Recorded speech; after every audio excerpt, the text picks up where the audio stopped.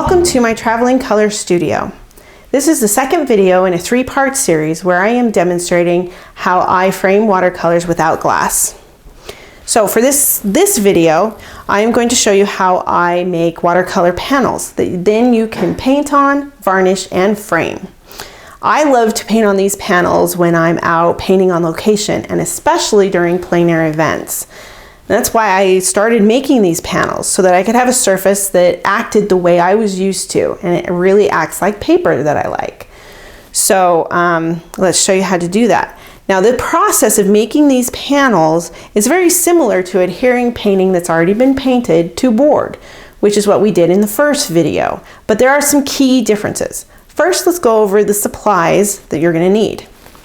First is watercolor paper. Now, this is the key difference, the first key difference. So for adhering painting to board, I used 140 pound, and the weight of paper doesn't really matter.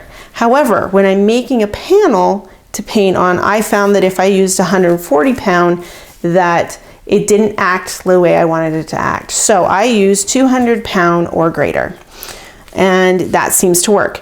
Fabriano and Saunders Waterford have a 200 pound paper, which I love. You can also use 300 pound paper. This happens to be Saunders Waterford 200 pound.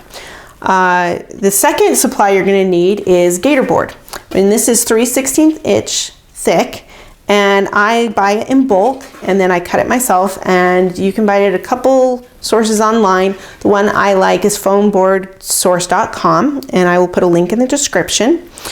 Next, you're going to need acrylic medium. This is heavy gel semi-gloss, and the gloss doesn't really matter, but I do like the heavy body because, again, it's more like paste and less fluid. All right, next you're going to need a flat brush. This is just a brush from Home Depot. I like the nylon material because it cleans better for the acrylic matte medium.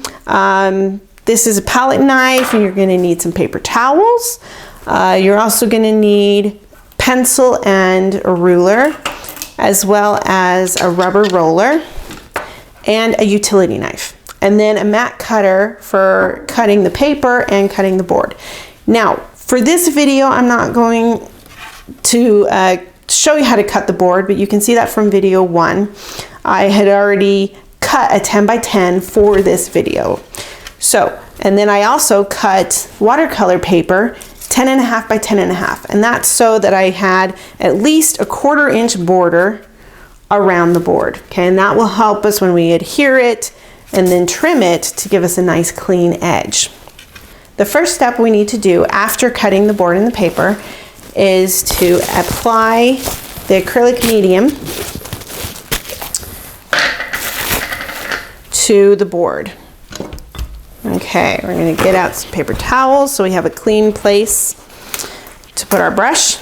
Now, just as with the first video, it's important not to get the acrylic medium on the surface of the paper that you want to be painting on. Okay, so decide which side you want to paint on, and then put it down.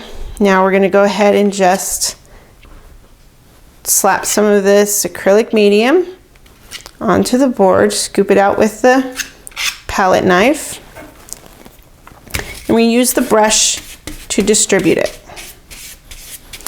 And just like with the first video, we need to make sure the glue gets to the edges and especially the corners. And you will see ridges and valleys of the glue, and that's not a problem, because when we roll the paper onto this, some of this adhesive will squirt out, and that's not a problem because then we're just going to trim that off. Okay. Now, when I'm making these panels, I make a bunch at once because it's just more efficient that way. You know, so I'll make a panel making day and make like 10 at a time. But for today, we're just doing this one. Okay, make sure your fingers are clean. Now, making these panels is actually a little easier than adhering a painting because we don't have to make sure it's within the painting area. We just have to make sure that the board is on all sides within the paper, okay? Now we put it over in our clean area and we roll it from center out.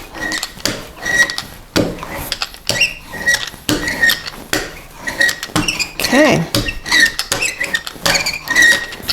All right, and then we're gonna put this between two boards, put something heavy on it and let it sit overnight or at least up to 3 hours. And then we will come back the next day and trim it. Welcome back to my studio.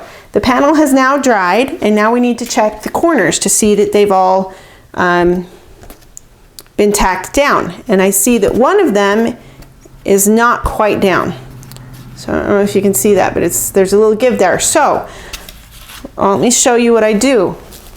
I'll take an old oil brush, it's a small one. We're gonna open up the acrylic medium, and then just while you're bringing it down a little, okay, you're just gonna take some of this acrylic medium and squirt it, kind of smush it into that corner. Okay, and then when you smush it down, you should see some of the acrylic matte medium spill out. So that means we've got enough in there. That's great. And that's really it. So now we need to put this on something heavy and let it sit for another couple hours and then it'll be good.